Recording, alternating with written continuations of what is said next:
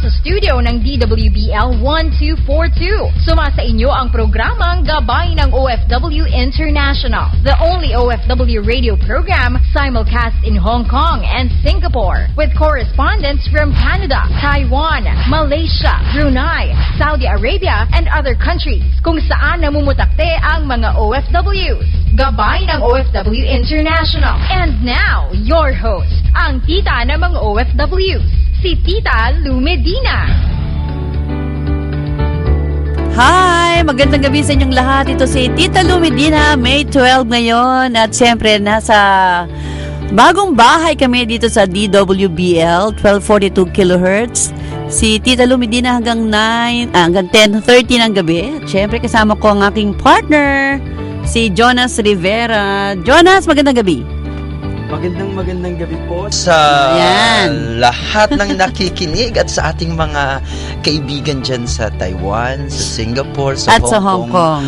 At syempre dito sa Pilipinas na nanatiling sumusubaybay at maraming salamat po sa pagtawag, pag-text, sa paano talaga hinahanap tayo. Napapanood na rin tayo ngayon sa ating Facebook ba yan, Eugene, o sa ating website?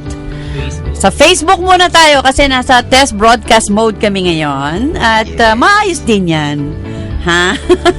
At siyempre ang programang ito hatid sa inyo ng SSS OFW Believe Kami sa Iyo, Pag-ibig Fund. Sa pag-ibig, ang pinaghirapan may katuparan. Yan, bonus yan. Ang Overseas Workers Welfare Administration at ng PhilHealth. Bawat Pilipino, bawat miyembro, protektado. At siyempre kasama natin dito si Ricky. Maraming salamat. At siyempre si Jackie.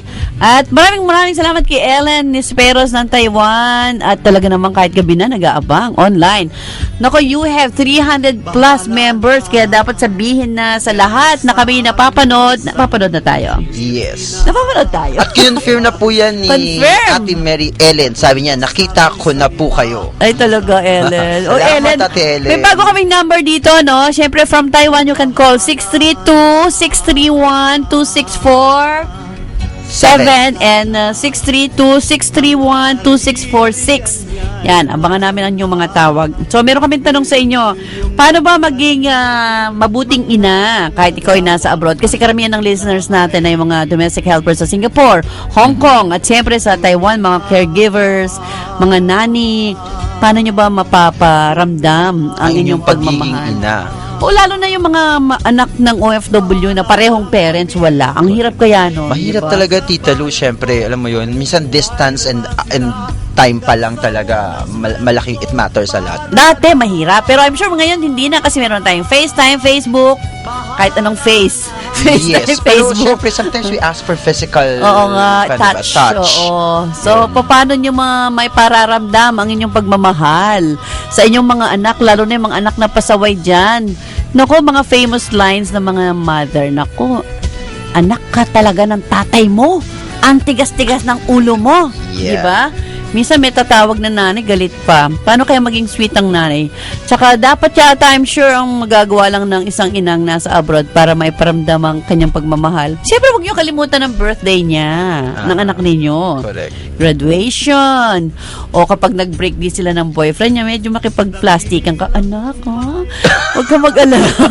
Kasi sabi ko, makipag-plastikan ka kasi talaga hindi ako nakikialam. Ganun ba, Tita Lou? Pero Tita Lou, alam mo yun, ako bilang anak, I would appreciate na pagalitan ako. Siguro kung ang nanay ko din ay OFW, I would appreciate na pagalitan ako over the phone. Yeah. Kung ano yung pagkakamali ko. Diba? Sometimes, dito mo nararamdaman, may ina ka pa rin na gumagabay kahit physically wala siya. Kasi ngayon, basta may computer, no? Kaya yung FaceTime, walang kagastos-gastos yan. Kami, every night, nag-uusap kami ng anak ko na nasa Singapore. Kanina nga nagulat ako, kala ko may problema siya kasi bukas pa yung Mother's Day. Tapos tumawag siya, anong problema? Wala ka naman pera. Kasi nga hindi pa siya nagpapadala ng pera eh.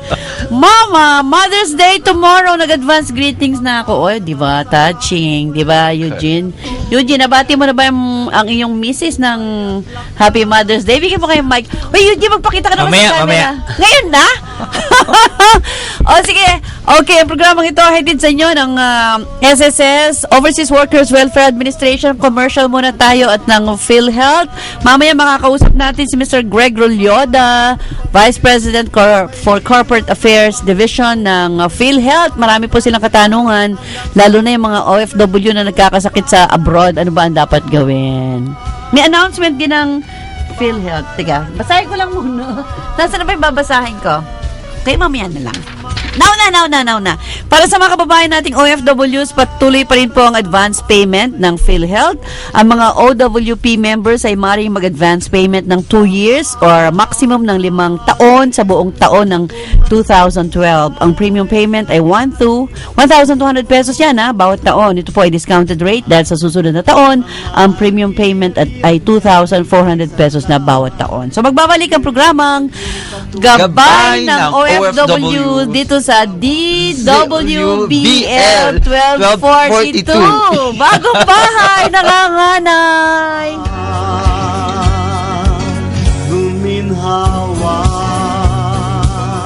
Dear Mommy, kamusta ka na? Marami ka na po bang friends dyan sa Hong Kong? May SSS po ba sila? Sali niyo po sila. Kasi pwede tayo manalo ng prizes. Pwede ka na po ulit umuwi. Magkasama na naman tayo. Recruit new or inactive OFW members sa SSS Member Get Member promo para lahat may benepisyo, may chance pa manalo. Join na until June 30 lang. Visit sss.gov.ph for details. Tapos, swimming tayo sa Boracay. Oy, naku, ang Member Get Member promo ng SSS for Overseas Filipino Workers ay magtatapos hanggang April 30. At ang pinaka-raffle draw niyan ay sa September. Pero meron na tayong mga winners ng 10,000 pesos each for active SSS members. At ang kanilang mga pangalan ay si Jenny Nepalis Namoka, Eileen Causio Barbosa, and Marilyn Rebollos. Gagana Cruz, ang habo naman, Gaganaw Cruz ng Asia, at si Elizabeth Bucal Fernandez, Frances Ruth Bunales Bacatan, and Noraida Tan Bensani from Middle East, Alfredo Abukay Romero, Eliza Guevara Pavilla, and Jose Pio Ceballos Jr. ng Europe and the rest of the world. Yung promo ay last April 30 pala nag-draw, pero ang kanilang ang Member Get Member promo ay magtatapos hanggang September this year, in time for the anniversary of SSS. Sa mas pinalawak na serbisyo, bawat isa'y siguradong protektado. Programang pangkalusugan, abot kaya na ng lahat. PhilHealth, lubos na maaasahan. PhilHealth, kaagapay ng bayan. Kay Pinoy, sagot ka ng PhilHealth. Okay, PhilHealth, bawat Pilipino miyembro, bawat miyembro protektado, kalusugan sigurado. Makakasama natin mamaya si Mr. Greg Rolyoda ng PhilHealth, Vice President for Corporate Affairs Division. At syempre, ito pa rin si Tita Lumidina, basta i-text nyo lang sa 0926617882. Paano ba maging ina habang ikaw ay nasa abroad? Hirap kaya nun? Mahirap talaga yan, Tita Lu. Mahirap talaga. And, buti, mic mo. Buti. at I salute those mothers na who could actually perform their duties as mothers kahit nasa malayo silang lugar. Oo, kasi dati-rati, ng mga 70s, 80s, ang mga nag-abroad lang yung mga tatay. Tsaka yung nanay na iwan sa bahay, so hindi ganun kahirap. Pero ngayon, no, imbis na father lang, pati nanay sumasama. At siguro nagpapakayaman. Kagaya ni Ellen. Alam mo ba si Ellen? Masaya ang love life niya ngayon kasi si Brian, I know. kasama na niya, no? Ate Ellen, masaya ako nung makita ko sa Facebook mo na kasama mo ang iyong husbandry. Oo, puti pa siya. May love life. Ako Yeah. wala. I'm actually happy for her. Oo nga, inggit Yeah. niya. Meron akong mga missed calls. Ay, wala na po ako sa bila. Alam na alam ko itong stalker ko, no? Buti nga, wala na ako doon. May stalker po ako. Pinupuyat ako sa gabi. Okay, 0926617882. Mga mothers, happy Mother's Day greetings. Bigay nyo lang lang dito sa amin. Napakarami niyan. Ikaw, anong mother mo kasi wala na, di ba? Opo, Malungkot wala na. po tayo. Wala na ang aking mother, pero syempre, gugunitain pa rin namin ang Mother's Day tomorrow. We're gonna be with her doon sa pinakamapayapang lugar sa mga bahagi ng Metro Manila na wala kang madidinig kapag gabi. Malamig lamang. Okay. Of course, Mother's Day celebrated to give honor, tribute to our mothers na Correct. talaga namang wala pong day off ang mga nanay, wala ring sweldo, walang Oo nga. cost, walang At isa delay.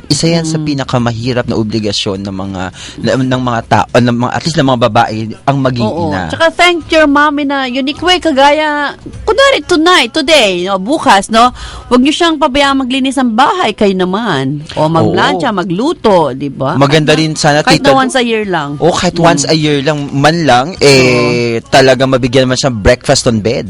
Yeah, diba? yeah, Yung mga yeah. ganun lang, kahit yung simple things to do lang. Okay. Teka muna, bigyan muna natin ng chance, tinawagan natin ang ating kaibigang, papatay nga si Heaven. Ang kaibigan si Mr. Greg Rolyoda ng PhilHealth, Vice President for Corporate Affairs. Naririnig ko pa yung background music. Ayan, yung bahala na. Makakausap na natin si Mr. Greg Rolyoda. Magandang gabi, Mr. Greg. Hello. Magandang gabi, Tita Lu, and of course, ang ating kaibigang si Jonas. Oo nga. Jonas, maraming OFW ngayon ang nakikinig online sa atin sa Taiwan, lalo na sa Hong Kong at Singapore. Kami nasa bagong bahay kasi medyo hindi clear yung online live streaming namin sa kabila. So, lumipat kami. So, meron kami mga katanungan, Mr. Greg Rolyoda, para sa mga kaibigan natin nakikinig ngayon sa Taiwan. Ang sabi niya, ito I need your help kung paano ko malalaman yung PhilHealth number ko para makapagbayad ako. Ako ay nasa Taiwan. Paano raw niya malalaman ang kanyang PhilHealth number? Mag-Facebook na lang siya kung sakali at yung number niya kukunin namin at kami na ang magpapadala sa iyo ng numero mo. Ay, ganon? So, kailangan matuto talaga mag-Facebook. Hindi pwedeng hindi kasi usong-uso na yun ngayon. At sasagutin mismo ng PhilHealth dahil meron kayo naka-standby doon para sagutin yung mga inquiries online, ano? Opo, meron po. At anytime po ibibigay namin yung kanyang, sa Lunes, sa asahan niya, nasa kanya na ang numero niya. Okay. Felia Donogo ng pangalan.